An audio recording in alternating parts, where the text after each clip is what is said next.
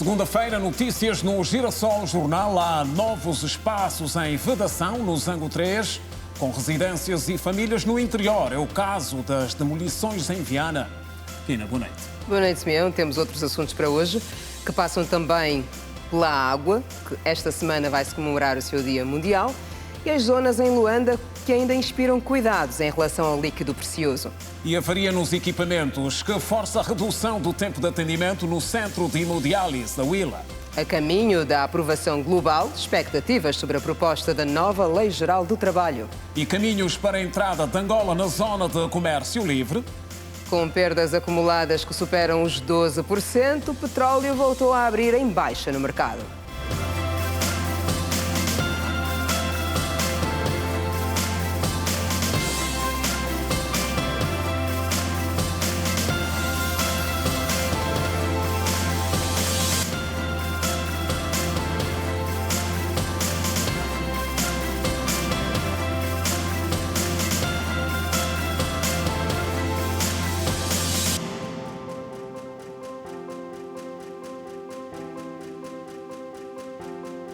Olá, boa noite.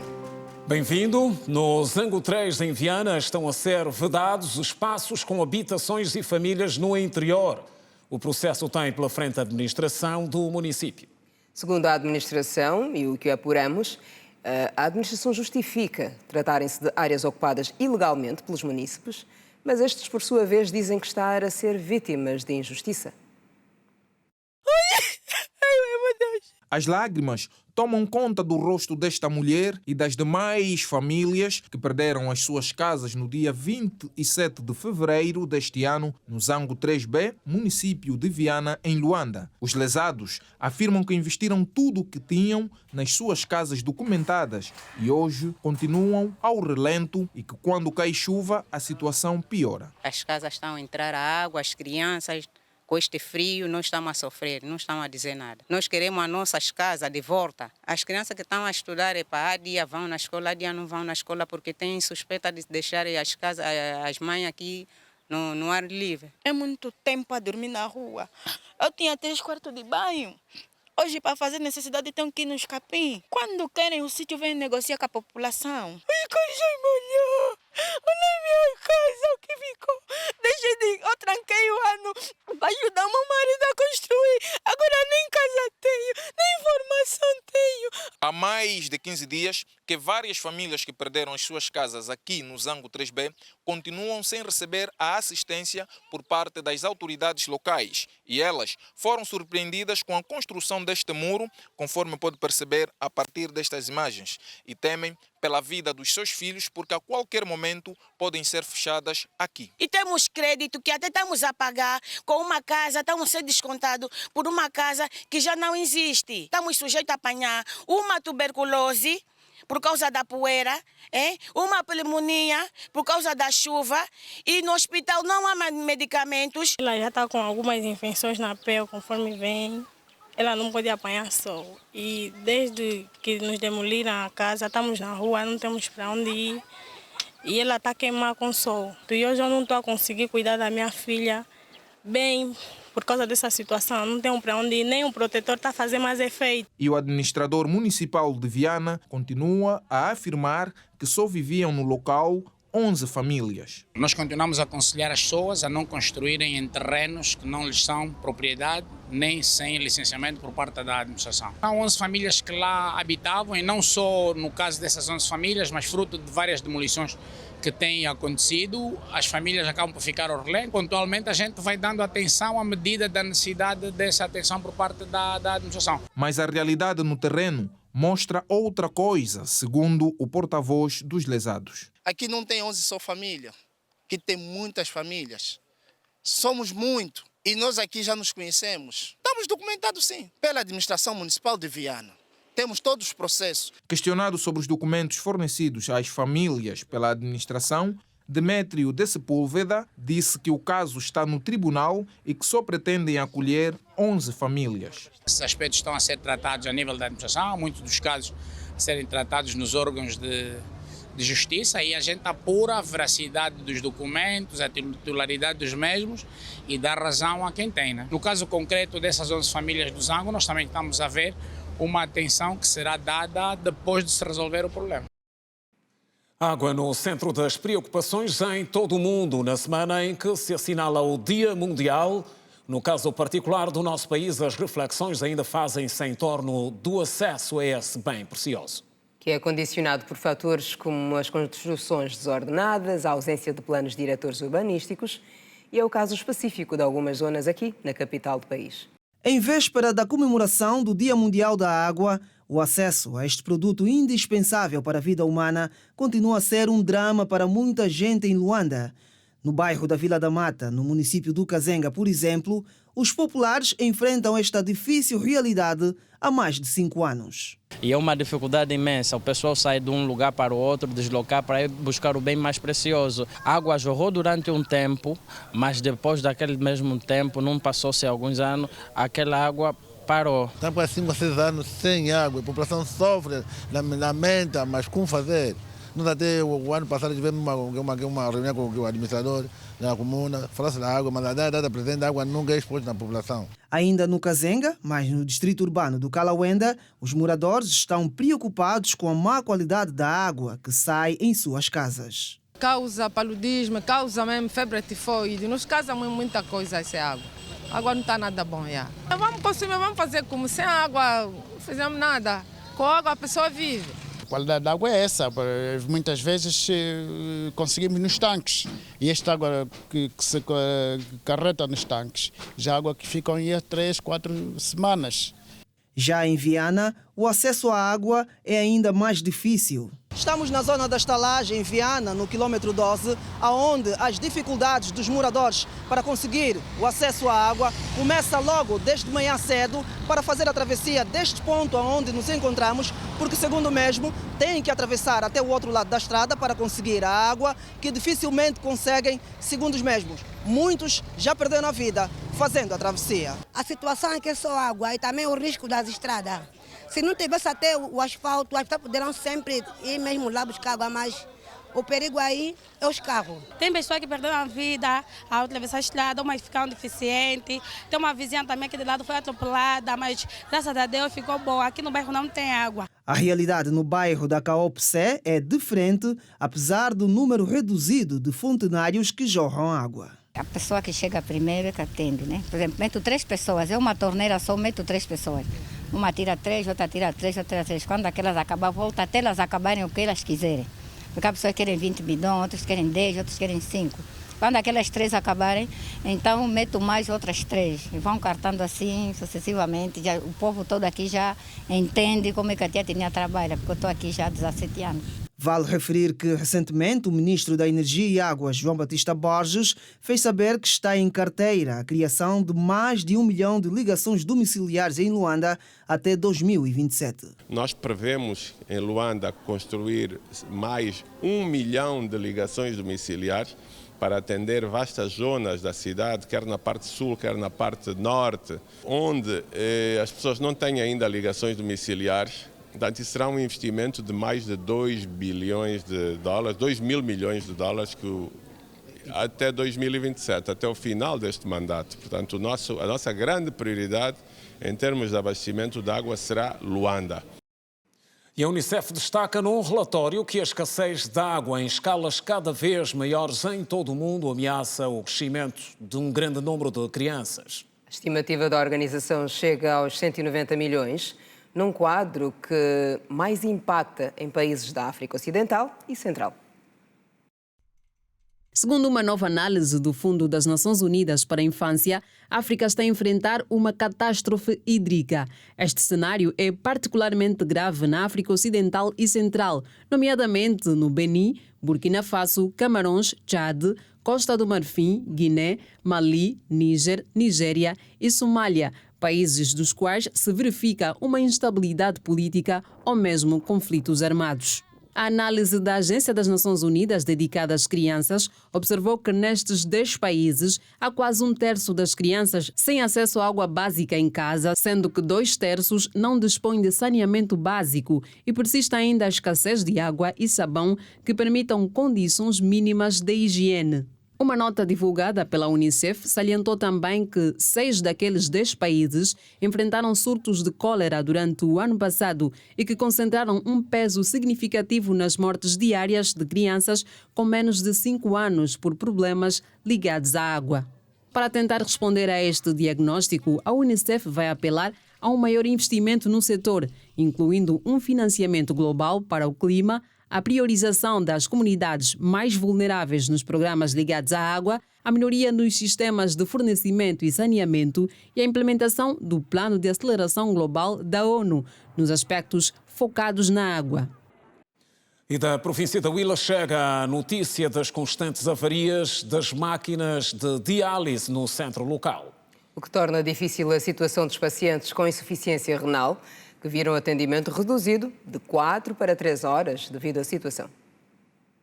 O tempo de sessão de tratamento de cada utente do Centro de Hemodiálise da Huila foi reduzido de 4 para 3 horas nos últimos 30 dias. Segundo os utentes, a redução do tempo de sessão de tratamento deve-se a constantes avarias dos aparelhos de diálise, situação que está a agravar o estado de saúde de alguns dos pacientes. Quando a avaria diminui o tempo, estão a diminuir o tempo. A pessoa já não faz mais 4 horas, faz 3 horas, 2 horas. E aí assim prejudica a nossa saúde. Estamos a fazer 3 horas através das máquinas variadas e as máquinas são poucas. Tem muitos doentes, toda hora os doentes estão a entrar. Há muitas situações, o tratamento não é correto, não tem horas exatas. As horas que devia ser 4 horas, mas agora já não diminuíram o tempo e há quem que está mal, precisa de 4 horas. As 3 horas não garante o tratamento. Os utentes do centro queixam-se igualmente da pouca qualidade do lanche fornecido após as sessões e da dificuldade de transporte, fundamentalmente no período noturno. A falta, às vezes, do transporte está muito atrasado. Depois, às vezes, as máquinas variam sempre. Queríamos se melhorasse mais nas máquinas e na parte também do lanche, para aumentar mais um pouco o lanche. No entanto, sem gravar a entrevista, o responsável do Centro de Hemodiálise da Huila, Isaac Ungulo, confirma a avaria de 5 dos 24 aparelhos que a unidade possui há cerca de um mês, garantindo que a situação não prejudica o atendimento dos 60 pacientes em regime ambulatório e que a alteração das sessões de tratamento é temporária. Já de volta outra vez, boa noite. A nova Lei Geral de Trabalho está a caminho de ser aprovada na Assembleia Nacional e a expectativa em torno do que pode mudar no mercado é grande. Particularmente para a classe de funcionários. A maioria está curiosa em saber o que vai exatamente mudar na lei, enquanto que os empregadores estão mais virados para a salvaguarda dos níveis de produção. O diploma que, segundo as autoridades, traz alterações à Lei Geral do Trabalho é observado como um instrumento que vai trazer mudanças significativas na vida do trabalhador angolano. Para os populares, este pode ser o começo de uma nova era. São alterações bem-vindas, porque são garantias e direitos que foram revistos. Anteriormente já faziam parte da Lei Geral do Trabalho anterior a esta que está em vigor, mas que de certa forma vem garantir maior estabilidade de emprego, vem garantir melhor qualidade de prestação de serviço do próprio trabalhador, porque é a garantia do trabalhador que está em alta nesta nova lei que está na forja, vamos assim dizer. Nesses últimos tempos há muita queixa, eu sinto isso de muitos trabalhadores. Então, eu acho que eles não estão indefesos, então precisamos que o governo vela mais por eles. O documento, que já está em análise no Parlamento angolano pelas comissões especializadas na matéria, é, segundo os especialistas, uma proposta carregada de vantagens, não apenas para o trabalhador, mas também para o empregador. O Estado, ao adicionar mais direitos nesta lei, é porque está a se adaptar àquilo que é a orientação internacional da Organização Internacional do Trabalho. É uma lei robusta que satisfaz momentaneamente os interesses do Estado e também, obviamente, dos funcionários. Existe uma outra referência que também foi discutida hoje ligada à licença de paternidade, que dá a possibilidade de o pai, em determinadas, na iminência do parto ou depois do parto, beneficiar de um determinado período para certamente apoiar, ou seja, conviver, vivenciar os primeiros dias de vida do seu filho.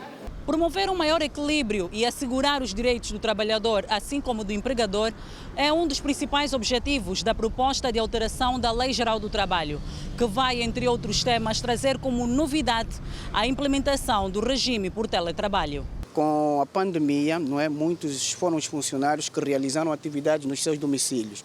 E como o Estado angolano não tinha nada legislado a respeito, era imperioso que incorporasse nessa nova lei o teletrabalho. Logo, é uma vantagem no regime da função pública. Contrariamente à lei em vigor, onde o trabalhador tinha de esperar 10 anos para garantir o contrato por tempo indeterminado, na proposta são apenas 5 anos. A inovação é também observada como vantajosa, uma vez que pode assegurar a estabilidade do funcionário.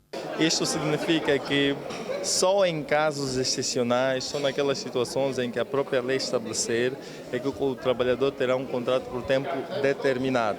Isto é um ganho para o próprio trabalhador, pois transmite aqui uma maior estabilidade de emprego, na medida em que os contratos serão mais duradouros do que aqueles que nós temos celebrados na atual Lei Geral do Trabalho.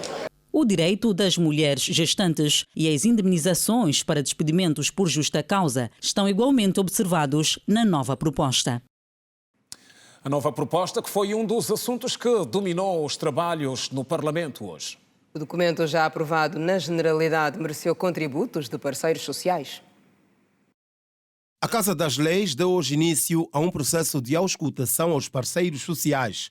As associações de apoio aos albinos e dos cegos e ambliopes de Angola querem ver refletida na nova Lei Geral do Trabalho cláusulas que facilitem a inclusão destas pessoas na vida profissional. As pessoas albinas tornam-se vulneráveis por a falta de emprego.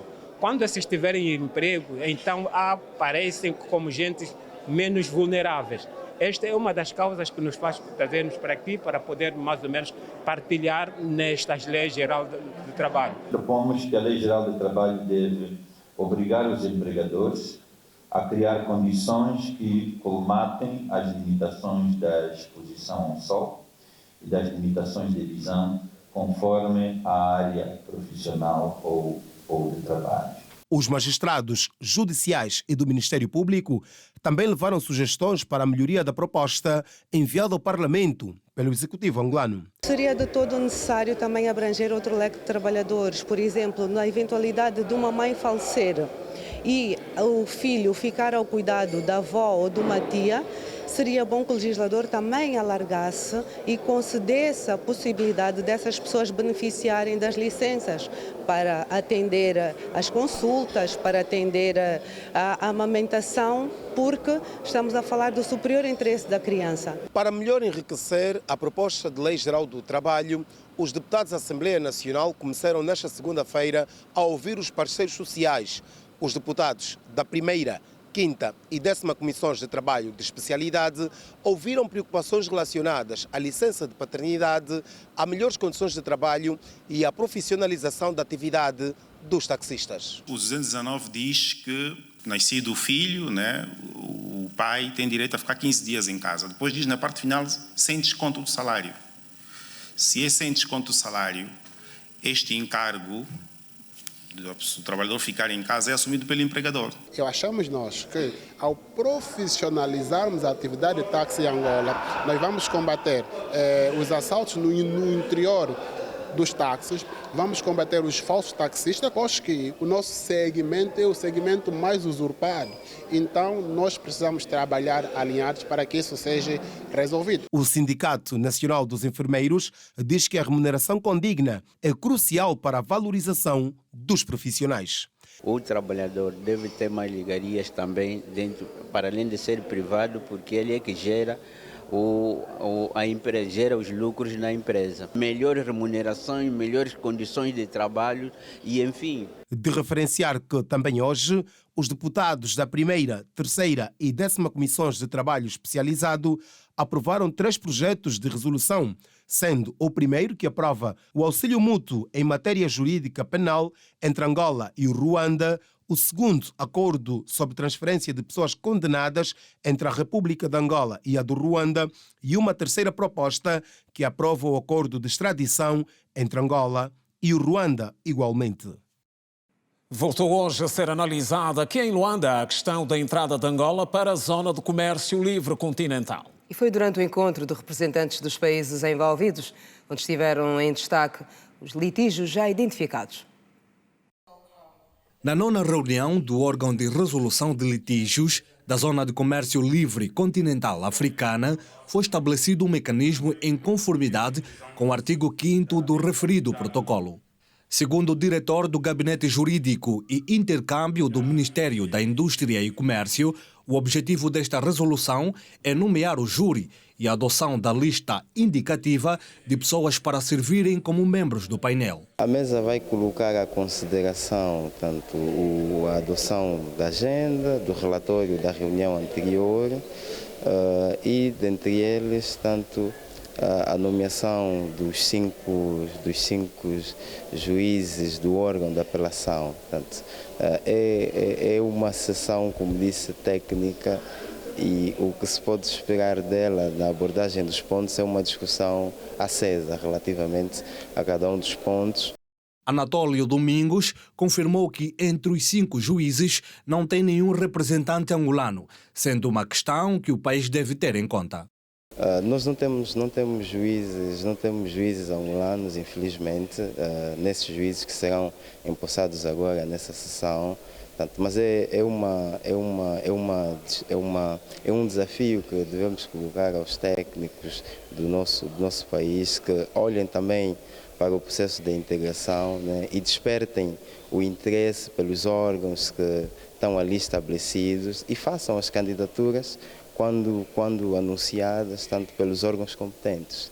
No âmbito do Acordo da Zona de Comércio Livre Continental Africana, foram criadas normas e procedimentos para a resolução de possíveis conflitos a nível de trocas comerciais, numa resolução ratificada por Angola no âmbito da Resolução 25/30 de 23 de fevereiro.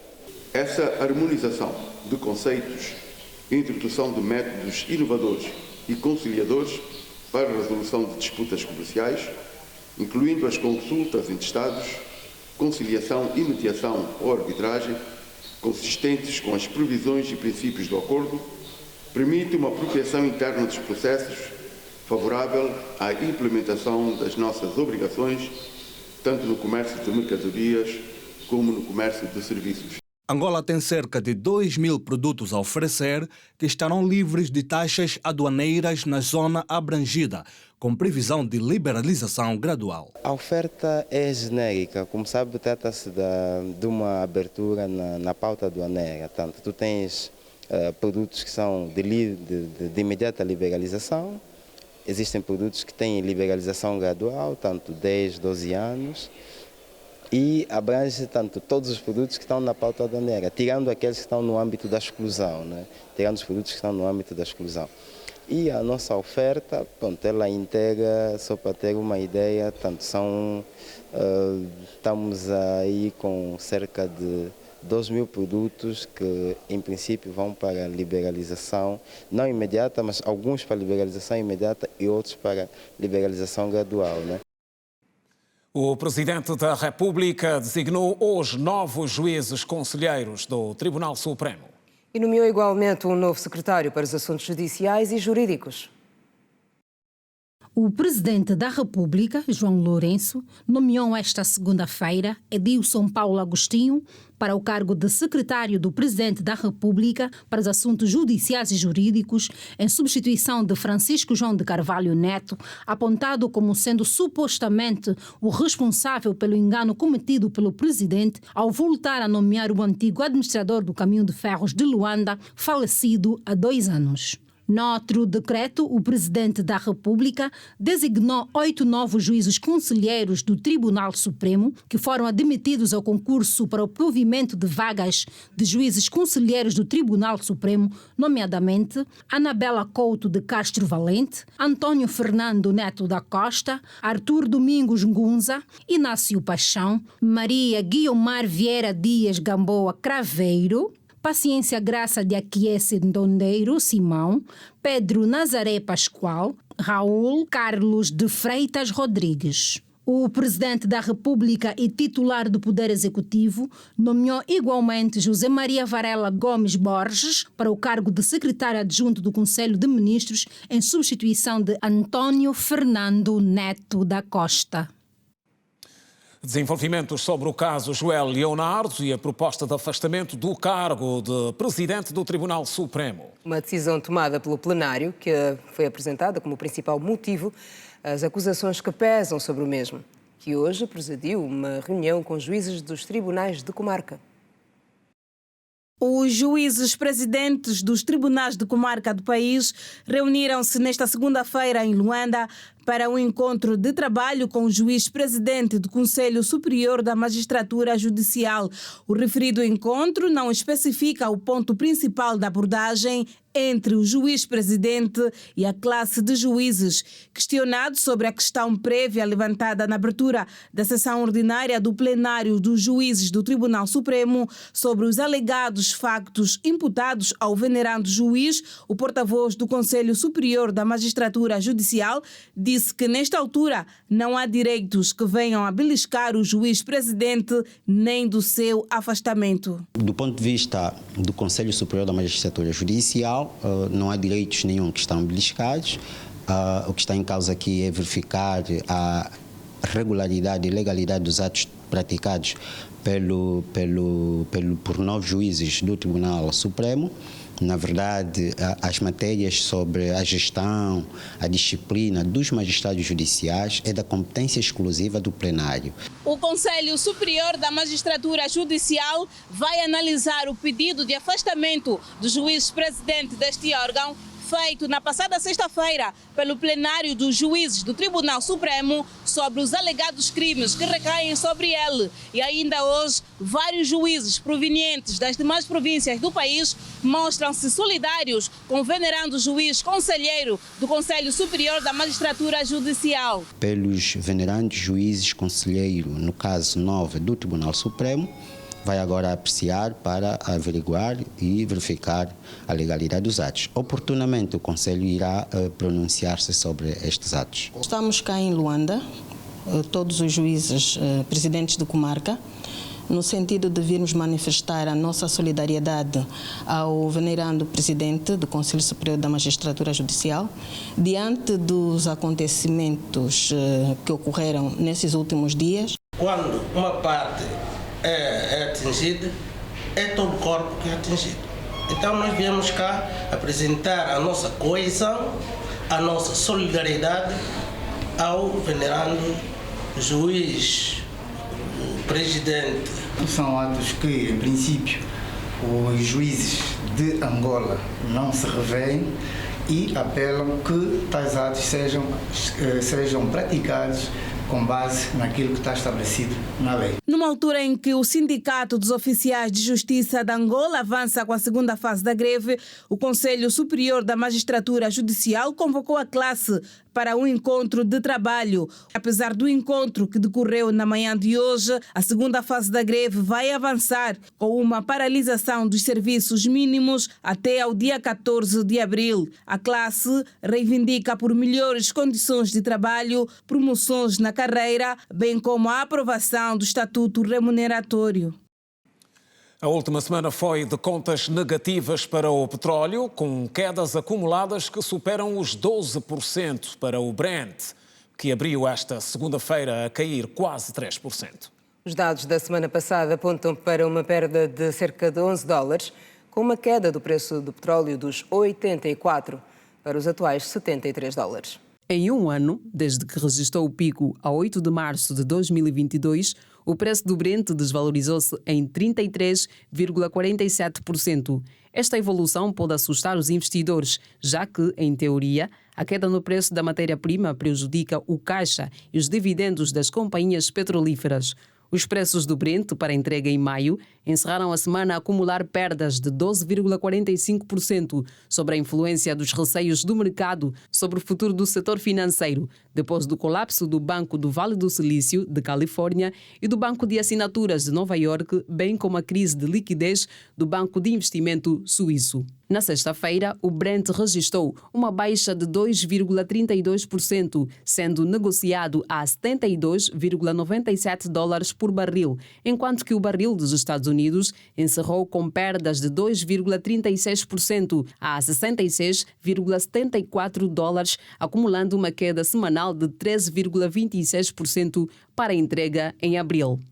Face às baixas, os analistas concluíram que a turbulência no setor bancário aumentou os riscos de uma desaceleração ou recessão econômica significativa este ano, mesmo após o anúncio de suporte ao sistema bancário feito pelo Banco Central Americano e, na Europa, pelo Banco Nacional da Suíça. A boa notícia é que, segundo o analista da Research da Ativa Investment, Ilan R. Bertman, o preço do barril do Brent não vai cair mais, dadas as políticas de expansão da China.